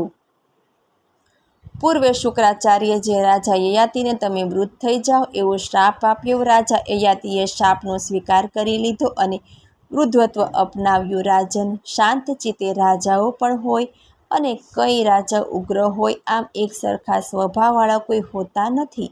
એટલા માટે કોઈનો દોષ કાઢવો નકામો છે. રાજન, પૂર્વે હહય કુળના ક્ષત્રિયોના ભૃગુવંશી બ્રાહ્મણો પુરોહિતો હતા અને કોઈ કારણસર ક્રોધ કરી તે ક્ષત્રિયોએ ધનલોભમાં અને બ્રહ્મહત્યાના પાપથી અવગણા કરી બ્રાહ્મણોનો વધ કરવા લાગ્યા. હહયવંશી ક્ષત્રિયો દ્વારા ભૃગુવંશી બ્રાહ્મણોનો સંહાર. રાજા જન્મેજય વ્યાસજીને પૂછ્યું, પિતામહ, જેઓએ આ બ્રહ્મહત્યાની જરા પણ ચિંતા કર્યા સિવાય હહયવંશી શત્રુઓએ ભૃગુકુળ બ્રાહ્મણોની હત્યા કરી નાખતા તેઓનો આવો વેરભાવ શાથી થયો? આપ મને કહો. વ્યાસજીએ જન્મેજયના આમ પૂછવાથી પ્રસન્ન થઈ કહેવા લાગ્યા કે હે રાજન, હહયકુળમાં કાર્તિવેય નામનો એક અત્યંત ધર્મ ભાવનાવાળા બળવાન પરાક્રમી રાજા થયા ગયા હતા. તેમને 1000 ભુજાઓ હતી, એટલે તેઓ સહસ્ત્રાર્જુનના નામે પણ ઓળખાતા. તેણે પોતાના તપથી દત્તાદેવ ભગવાન પાસેથી મંત્ર દીક્ષા ગ્રહણ કરી હતી. લોકો તેમને વિષ્ણુ ભગવાનના અંશાવતાર સમજતા હતા. આ કાર્યવીર રાજાએ મહાયજ્ઞ કર્યો અને પછી યજ્ઞ પૂર્ણ થતાં અઢળક સંપત્તિનું બ્રાહ્મણોને દાન કર્યું. આ રાજા સહસ્ત્રાર્જુને પછી ઘણા વર્ષો સુધી રાજ કર્યું અને તેમના મૃત્યુ પછી હહયવંશની દશા ફરીને એ વંશના ક્ષત્રિયો સાવ કંગાળ થઈ ગયા હતા. ત્યારે કોઈ કાર્ય અર્થે ક્ષત્રિયોને ધનની જરૂર ઊભી થતાં તેમણે ભૃગુકુળ બ્રાહ્મણો પાસે ધનની માંગણી કરી, પરંતુ ઘણી યાચના કરવા છતાં બ્રાહ્મણોએ ક્ષત્રિયોને ધનરાશિ આપી નહીં. તેમને થયું કે આ ક્ષત્રિયો અમારું ધન લૂંટી જશે એવો ભય થતાં બ્રાહ્મણોએ જમીનમાં તેમની પાસેનું ધન દાટી દીધું. કેટલાક લોકોએ પોતાના સાથી બ્રાહ્મણોને ત્યાં સંતાડ્યું. આમ લોભને કારણે બ્રાહ્મણો ભ્રષ્ટ થઈ ગયેલા. તેથી પોતાના ક્ષત્રિય યજમાનો અત્યંત કઠિન પરિસ્થિતિમાં હોવા છતાં ધન આપ્યું નહીં. હે તાત, જ્યારે ક્ષત્રિયો ધનના અભાવે કષ્ટ ભોગવતા હતા, તેમાંના ધન અભાવને લઈને હહયવંશી ક્ષત્રિયો બ્રાહ્મણના આશ્રમોમાં જોયું તો બ્રાહ્મણો પોતાના આશ્રમો છોડીને ચાલ્યા ગયા હતા. એટલે ક્ષત્રિયો ધન મેળવવા માટે આશ્રમની જમીન ખોદવા લાગ્યા. ત્યારે કોઈ એક ક્ષત્રિયને દાટેલું ધન બીજાઓને બતાવ્યું. ત્યારે ધન પ્રાપ્તિના લોભે બીજા બ્રાહ્મણોના આશ્રમોની જમીન ખોદી. ત્યારે તેમને ધન મળ્યું. તેને કારણે અતિ ક્રોધમાં આવી ક્ષત્રિયો ભૃગુવંશી બ્રાહ્મણોને બાણોથી મારવા લાગ્યા. આથી બ્રાહ્મણો ભાગ્યા અને આસપાસમાં આવેલા પર્વતોની ગુફામાં સંતાયા. ત્યારે હહયવંશીઓમાં ક્રોધ હજુ કાબુ બહાર હતો. તેઓ તેમની પાછળ ત્યાં પણ પહોંચી ગયા અને બ્રાહ્મણોનો નાશ કરવા લાગ્યા અને પૃથ્વી પર ફરવા લાગ્યા. તેમના ભયાનક ક્રોધ કરીને ક્ષત્રિયો બ્રહ્મહત્યા જેવા પાપ કરવા કટિબદ્ધ થયા. આવા ભયાનક પાપ કાર્યોથી બ્રાહ્મણ પત્નીઓ ભયથી ધ્રુજવા લાગી અને એમના ભયને લીધે ગર્ભ પડી જવા લાગ્યો. ત્યારે તે બ્રાહ્મણ પત્નીઓ બિચારા કુકરી પક્ષીની જેમ વલોપાત કરવા લાગી. વ્યાસજી કહેવા લાગ્યા, રાજન, ત્યારે તે સ્ત્રીઓ વલોપાત કરતી ભયની મારી સૌ હિમાલય પર્વત પર ચાલી ગઈ અને ત્યાં એક નદીને કિનારે માટીની મા ભગવતીની પ્રતિમા બનાવી મા ગૌરીની આરાધના કરવા લાગી. ત્યારે તે બ્રાહ્મણ સ્ત્રીઓને દેવીએ સ્વપ્ન આવ્યું. એમાં દર્શન આપી કહેવા લાગ્યા કે તમારામાંથી ગમે તે એક સ્ત્રીના સાથળથી એક પુરુષ ઉત્પન્ન થશે અને એ મારા અંશરૂપ તમારું કાર્ય પાર પાડશે. બ્રાહ્મણ સ્ત્રીઓ જાગી ત્યારે તેને હર્ષ પામી. એ સ્ત્રીમાં એક સ્ત્રીને ગર્ભ રહ્યો હતો. તે સ્ત્રી ક્ષત્રિયોને જોઈ ભય પામી ત્યાંથી તે ભાગવા લાગી. ત્યારે પેલા ક્ષત્રિયો તેને જોઈ ગયા અને તેમને મારવા ઘસી આવ્યા. ત્યારે પેલી સ્ત્રી ક્ષત્રિયોને જોઈ રોકટોક કરવા લાગી. ત્યારે ગર્ભમાં રહેલા બાળકે તે સાંભળ્યું. એને થયું કે માતા અત્યારે અત્યંત ભય પામેલી છે, તેનું રક્ષણ કરવાવાળું કોઈ નથી. તેની દયાજનક સ્થિતિ છે. અને તે બાળકને ક્રોધ વ્યાપ્યો અને માતાનું સાથળ ચીરીને તુરત જ બહાર આવ્યો. ત્યારે તેનું તેજ સૂર્ય જેવું ઝળહળતું હતું. તે બાળકે તુરત જ તેના વડે પેલા ક્ષત્રિયની આંખનું નૂર ખેંચી લીધું અને ક્ષત્રિયો અંધ થઈ ગઈ આમ તેમ ફાંફા મારવા લાગ્યા.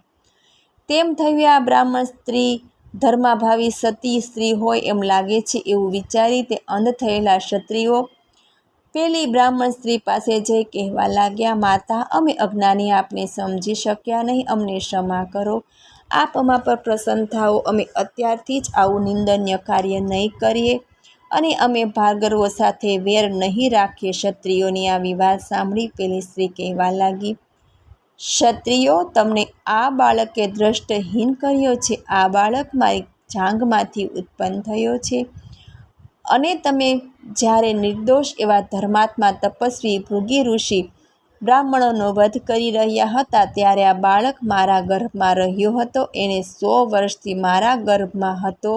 તે હવે તમારી સામે છે. આ બ્રાહ્મણે ગર્ભમાં જ 4 વેદ અને શસ્ત્રોનો અભ્યાસ તુરંત ખૂબ જ સરળ રીતે કર્યો છે. માટે કરીને તમે તે બાળકની સ્તુતિ કરો. આ બાળકે મને મા ભગવતીની કૃપાથી મળ્યો છે. માટે તમે એને પ્રાર્થો, તે પ્રસન્ન થશે અને તમને તમારું અંધત્વ દૂર કરી અને નેત્રો પાછા આપશે. વ્યાસજી કહે છે, ત્યારે બ્રાહ્મણ સ્ત્રીની વાત સાંભળી તે હહૈ કુળના ક્ષત્રિયો બ્રાહ્મણ બાળકના ચરણોમાં નમી પડ્યા અને પ્રાર્થના સ્તુતિ કરવા લાગ્યા. આથી મુનિ કુમારોને તેના પર કરુણા ઉપજી અને પ્રસન્ન થઈ કહે છે, ક્ષત્રિયો, તમે મારી વાત પર વિશ્વાસ રાખી અને સુખીથી તમારા સ્થાને જાઓ.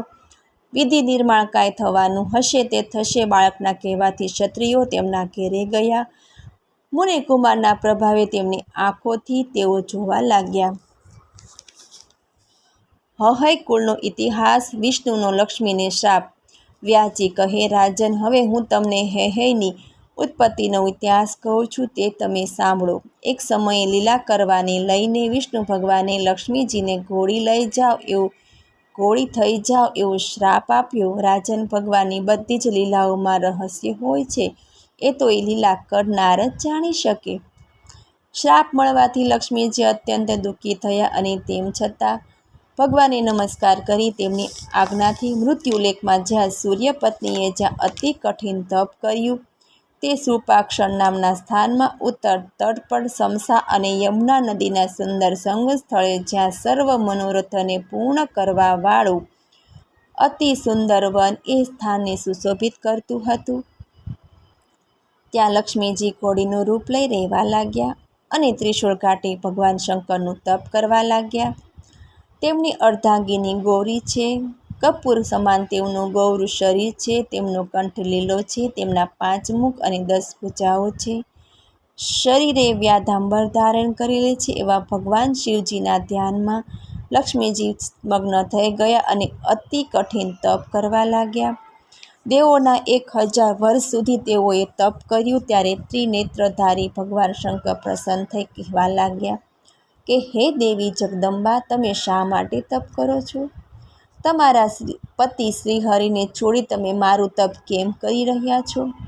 ત્યારે લક્ષ્મીજી કહે છે કે, હે આશુતોષ, તમે મારા પતિ વિષ્ણુને શ્રાપ આપ્યો છે. આમ તે શ્રાપમાંથી મને મુક્ત કરો. મારા પતિ આ શ્રાપમાંથી મુક્ત થવાનો ઉપાય પણ મને કહી દીધો છે. એટલે મને કહેલું કે લક્ષ્મી, જે સમયે તારા થકી પુત્ર ઉત્પન્ન થશે ત્યારે તું શ્રાપ મુક્ત થઈ અને વૈકુંઠને પામીશ. ભગવાન, અત્યારે મારા પતિ મારી સાથે નથી. તેઓ તો વૈકુંઠમાં બિરાજે છે. તો તેમના વગર હું કેવી રીતે પુત્રવતી થઈશ? હે દેવેશ, આપ મારા પર પ્રસન્ન થયા હો તો મને વરદાન આપો. ત્યારે ભગવાન શંકર મધુર વાણીથી કહેવા લાગ્યા, હે સુંદરી, સમય આવે બધું ઠીક થઈ જશે. માટે ધીરજ ધરો. હું તમારા તપથી અત્યંત પ્રસન્ન થયો છું. તમારી ઈચ્છા પ્રમાણે તમને તમારા પતિ અવશ્ય મળશે. તેઓ મારી પ્રેરણાથી ઘોડાનું રૂપ લઈને તમારા મનોરથ પૂર્ણ કરશે. અને હે સુંદર ભ્રમરોવાળા, તમે તેમના જ જેવા પુત્રની માતા બનશો. એ પુત્ર સર્વનો આદરણીય થશે, તેમજ આ સમસ્ત ભૂમંડળનો રાજા થશે. ત્યારે મહાભાગ્યવતી, તમારા પુત્રનો જન્મ થયા પછી તમે જરૂરથી વૈકુંઠમાં તમારા પતિની સાથે જઈ શકશો અને પૂર્વવત તમે તેમના પ્રાણ પ્રિયા થઈ તેમની સાથે રહેવાનું સૌભાગ્ય તમને પ્રાપ્ત થશે. હે દેવી, તમારે પુત્રનું નામ એકવી થશે અને તેના દ્વારા હૈ નામના ક્ષત્રિયોનો વંશ વિસ્તરશે. વ્યાસજી કહે, ભગવાન શંકરે પોતાનો દૂત બનાવી ચિત્રરૂપને ભગવાન વિષ્ણુ પાસે મોકલ્યો.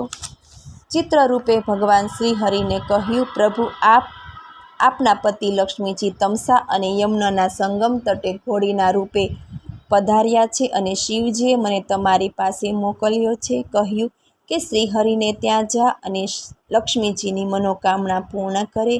હે પુંડરીકાજી, હરિ આપ ઘોડાનું રૂપ લઈ લક્ષ્મીજી પાસે પધારો અને પુત્ર ઉત્પન્ન થયે પાછા બંને વૈકુંઠમાં પધારજો.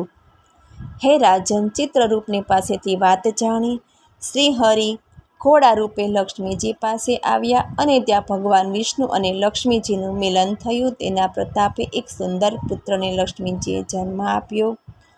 ત્યાર પછી લક્ષ્મીજીને કહી, તે સુંદર આંખોવાળા બાળકને હું યયાતિ કુળના રાજા તુર્વસુરના રાજાનું નામ એવા પિતાએ હરિવર્મા રાખ્યું છે. તેમને કોઈ સંતાન નથી. આથી રાજાએ તપ કર્યું અને તેમના માટે આ પુત્ર મેં ઉત્પન્ન કર્યો. દેવી, રાજા હરિવર્માને આ પુત્ર સોંપીએ બંને હરિવર્મા પાસે ગયા અને કહ્યું, રાજન, તમસા અને યમુનાના તટે આપને બાળક મળશે, એ જ તમારો પુત્ર થશે. તમે ત્યાં જાઓ. કહી શ્રી હરિ અને લક્ષ્મીજી સાથે વૈકુંઠમાં પધાર્યા. યયાતિ નંદન હરિવર્મા ત્યાં ગયા અને પુત્રને લઈને પોતાના નગરમાં આવ્યા. રાણીને પુત્ર સોંપ્યો અને રાજમહેલ સહિત સર્વ લોકોએ મોટો ઉત્સવ મનાવ્યો. રાજન, પુત્ર મોટો થતાં તમામ વિદ્યાઓમાં તે પારંગત કરાવ્યો. એનું નામ એકવીર એવું પાડ્યું. સમય જતાં તેનો રાજ્યાભિષેક કરી હરિવર્મા પત્ની સહિત તપ કરવા વનમાં ચાલ્યા ગયા. પ્રારબ્ધ પૂરું થતાં રાજા અને રાણીએ પોતાના દેહનો ત્યાગ કર્યો. પુત્ર એકવીરે તેમના વૈદિક ધર્મ પ્રમાણે વિધિપૂર્વક અંતિમ સંસ્કાર કર્યા. ત્યાર પછી સમય જતાં હયવંશી એકવીરે રેભ્ય નામની રાજાની પુત્રી એકવલી સાથે વિવાહ કર્યો. એને પુત્ર થયું. એનું નામ કૃતવીર્ય રાખ્યું. આ કૃતવીર્ય પુત્ર કાર્તિવેય થયા. આમ હે રાજન, હયવંશની શરૂઆત થઈ. મેં આપને હયવંશનું વર્ણન કહી સંભળાવ્યું. વ્યાસજી અને નારદનો સંવાદ. નારદને વાનર મુખની પ્રાપ્તિ. જન્મેજય કહેવા લાગ્યા, ભગવાન, આપે મને હય કુળના રાજાઓની ઉત્પત્તિની વાત મને કઈ સંભળાવી તે એક આશ્ચર્યજનક છે. આ વિષયમાં મને વધારે આશ્ચર્ય તો એ થાય છે કે દેવતાઓ કામવશ થઈ મોહિત થઈ જાય છે. એ કેમ? બ્રાહ્મણ, આપ તો સર્વજ્ઞાન સંપન્ન છો. આપ મારી આ શંકાનું નિવારણ કરો. વ્યાસજી કહે, રાજન, પૂર્વે બ્રહ્માજીને આવો જ પ્રશ્ન નારદજીએ કહ્યો હતો અને બ્રહ્માજીએ નારદને જે કહ્યું તે જ હું તમને કહું છું. આ સંસારમાં રહેનારો કોઈ પણ પ્રાણી મોહથી અછૂત નથી રહી શકતો. ઋષિ મુનિઓ, દેવતાઓ કે માનવી કોઈ પણ આ મોહને આધીન થઈ સંસારમાં ચક્કર લગાવ્યા કરે છે. હે વ્યાસ, હું પણ મોહવશ થઈ ખૂબ જ દુઃખી થયો હતો. મોહને કારણે સ્ત્રીને પ્રાપ્ત કરવા માટે હું ફસાયો હતો. નારદજી આગળ કહે છે કે એક સમયની વાત છે. હું અને મુનિ પર્વત પર અખંડ ભારત વર્ષની યાત્રાએ જવા માટે સ્વર્ગથી આ પૃથ્વી પર આવ્યા અને સમય જતાં અમારા બંને વચ્ચે એવી શરત થઈ કે જે કોઈને જેવો વિચાર ભલે પછી સારો હોય કે ખરાબ તે વિચાર એકબીજાને કહી દેવો. આ પ્રમાણે અમે નક્કી કર્યું અને ભૂમંડળ પર વિચરણ કરવા લાગ્યા. અમે ફરતા ફરતા ત્યારે ઉનાળો સમાપ્ત થઈ વર્ષા ઋતુનું આગમન થયું. એટલે અમે સંજય રાજાની સુરમ્ય નગરીમાં ચાલ્યા ગયા. રાજા સંજયને ભયંતી નામે પુત્રી હતી. સંજય રાજાને પોતાની ગુણવાન પુત્રીની અમારી સેવા કરવાની આજ્ઞા કરી. તેથી તે સુંદરી દમયંતી અમારી નિષ્ઠાપૂર્વક સેવા કરવા લાગી. આમ અમે ખૂબ જ સરસ સેવા પામતા હતા. હું મારી આ વીણા વગાડતા સુંદર સ્વરે સામવેદનું ગાન કરતો ત્યારે દમયંતી મારું સુંદર મધુર ગાન સાંભળી મારા પર મોહિત થઈ ગઈ. મારી અને પર્વત મુનિની સેવામાં એનાથી ફરક પડવા લાગ્યો. વસ્તુ આપવામાં ભેદભાવ થવા લાગ્યો. તે જ્યારે પણ આ સેવા અર્થે આવે ત્યારે તે મારી સામે પ્રેમપૂર્વક નજર કરે ને પર્વત મુનિની સામે જોવામાં ફરક પડતો. પર્વત મુનિને ખ્યાલ આવી ગયો. તેમણે મને અત્યંત આગ્રહ કરીને પૂછ્યું. ત્યારે મેં કહ્યું, પર્વત એ વિશાળ નેત્રોવાળી રાજકુમારી મને પોતાનો પતિ બનાવવા ઈચ્છે છે. આ સાંભળતા જ તેણે કહ્યું, આપણા બંને વચ્ચે નક્કી થયા મુજબ તમે મને આ કેમ કહ્યું નહીં? આમ કહી અતિ ક્રોધિત થયેલા પર્વત મુનિએ મને શ્રાપ આપ્યો કે મિત્રદ્રોહી, હું તમને શ્રાપ આપું છું, તમે જ્યાં અત્યારે જ વાનરના મુખવાળા બની જાઓ અને મારી મુખાકૃતિ વાનરની થઈ જાય. પર્વત મુનિ સંબંધમાં મારી બહેનના પુત્ર થયા હતા, તેથી જ આ મારા ભાણેજ થાય. તેમ છતાં મને પણ ક્રોધ ચડ્યો અને ક્રોધાવશ મેં પર્વત મુનિને શ્રાપ આપી દીધો. એમને હવે અત્યારથી સ્વર્ગના અધિકાર નહીં રહે. પર્વત, તમારી બુદ્ધિ મહેર મારી ગઈ છે કે શું? તે આવા નાના અપરાધ મને શ્રાપ આપ્યો. મારું આવું વાનર મુખ જોઈને રાજા રાણીએ પોતાની પુત્રીને ખૂબ સમજાવે, પરંતુ દમયંતી માની નહીં. એટલે માતા પિતાને કહ્યું કે હું નારદજીને મનથી પતિ તરીકે માની ચૂકી છું. આથી રાજા સંજયે તેની પુત્રીનો વિવાહ મારી સાથે કર્યો. દમયંતી તો મારી સાથેના વિવાહથી ઘણી પ્રસન્ન હતી. મેં તે પ્રતિવત ધર્મનું પાલન કરનારી ધર્મવતીને મારા વાનર મુખથી જરા પણ ધૃણા નહોતી.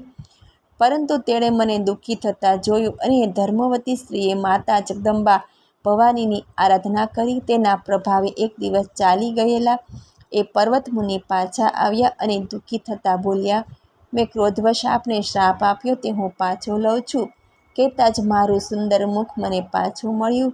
મેં પણ મારો શ્રાપ પાછો લઈ લીધો. આમ થવાથી બધા દમયંતી, રાજા રાણી, કઈ સર્વે આનંદ પામ્યા અને મને ખૂબ પહેરામણી આપી. હે રાજન, આ બધો પ્રતાપ મહામાયાનો પ્રતાપ અને મહાત્મ્ય છે.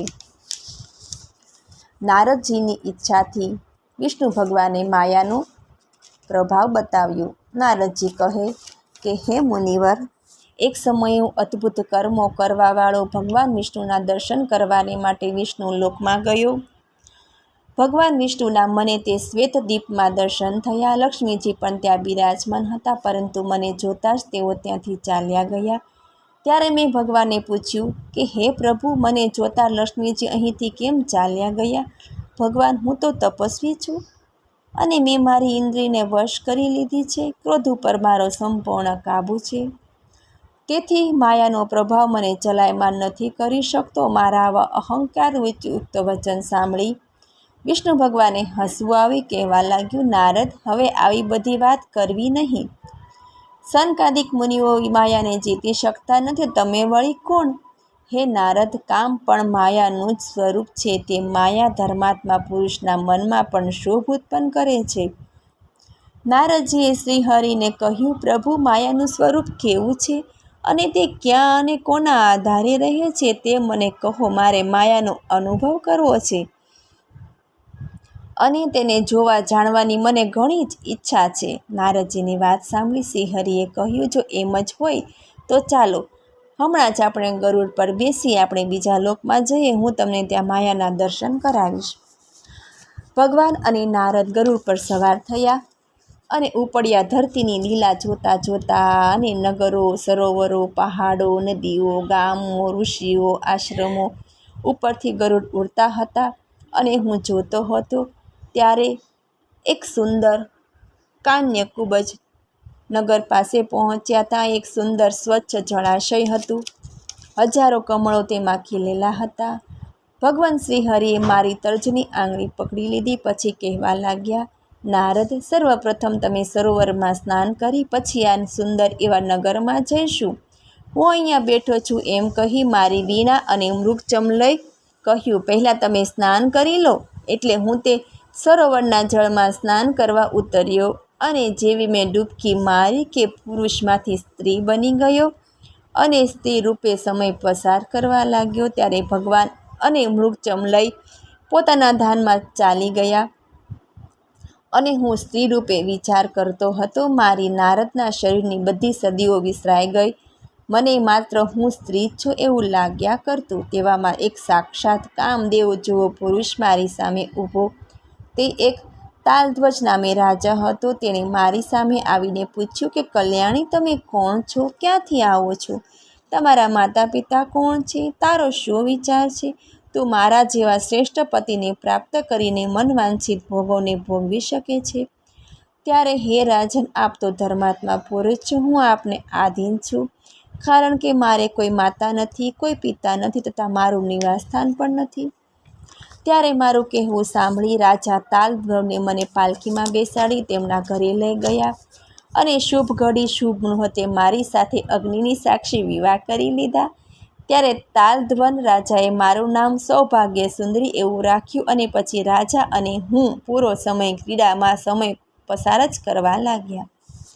રાજા રાજ્ય કામો છોડીને મારી સાથે વ્યસ્ત રહેતા વ્યાસજી હું પણ રાજાના મોહ પાશમાં બંધાઈ ગયો અને જાણે હમણાં સર્વ બન્યું હોય એમ ક્ષણ માત્રમાં 12 વર્ષ વીતી ગયા એની જાણ પણ ના રહી. આ સમયમાં મેં 12 પુત્રોને જન્મ આપ્યો અને તે પુત્રોના લાડ અને એનું લાલન પાલન કરવામાં જ મારો સમય પસાર થઈ ગયો. સમય જતાં પુત્રોનો વિવાહ કર્યો, પુત્રવધુઓ ઘરમાં આવી, આમ ઘરની વ્યવસ્થાને ચક્રપાટમાં જ પરોવાયેલો રહ્યો.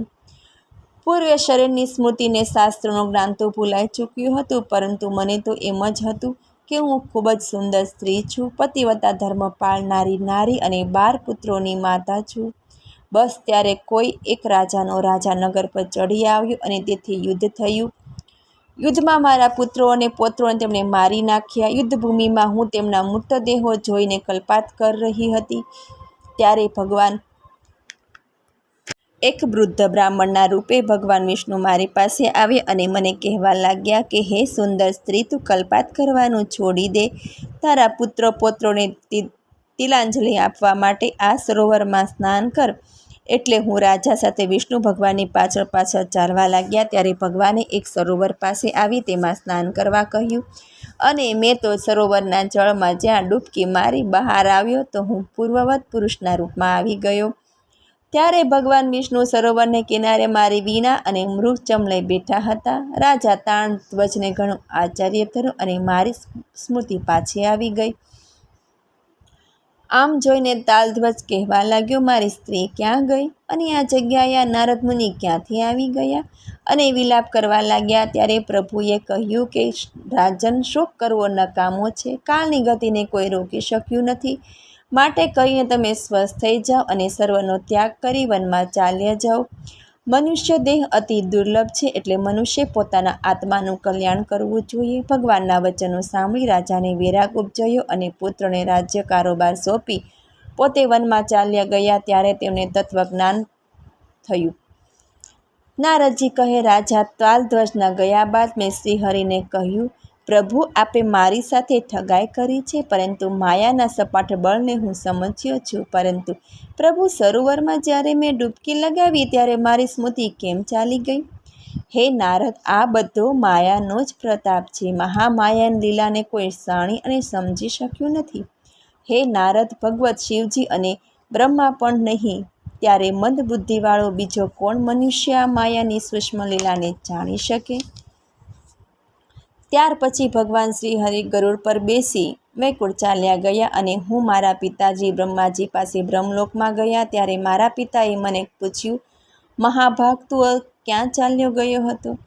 ત્યાર પછી તેના આદેશ પછી હું પાછો તીર્થાટન કરવા અહીંયા તહીંયા આવ્યો. આમ હે રાજન, આમ મને માયાલીલા અને સર્વબોધ આપી નારદજી ચાલ્યા ગયા. વ્યાસજી કહે, પછી હું તેમણે કહેલું તેમે સાંભળેલું તેના ઉપર વિચાર કરતો હું સરસ્વતી કિનારે રહી શ્રીમદ દેવી ભાગવતની રચના કરી.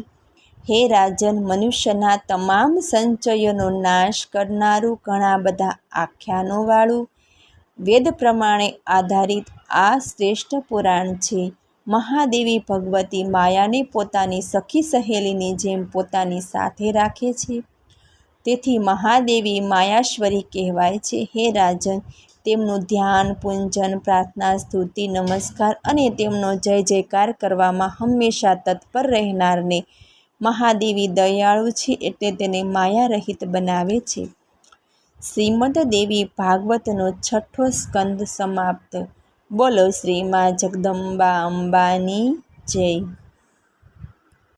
મને સાંભળવા માટે ધન્યવાદ. આપને જો આ મારો વિડીયો પસંદ આવે તો લાઈક કરજો, શેર કરજો અને સબસ્ક્રાઈબ કરજો, જેથી મારા નવા વિડીયોની લિંક આપ સુધી પહોંચે. ધન્યવાદ. જય શ્રી કૃષ્ણ.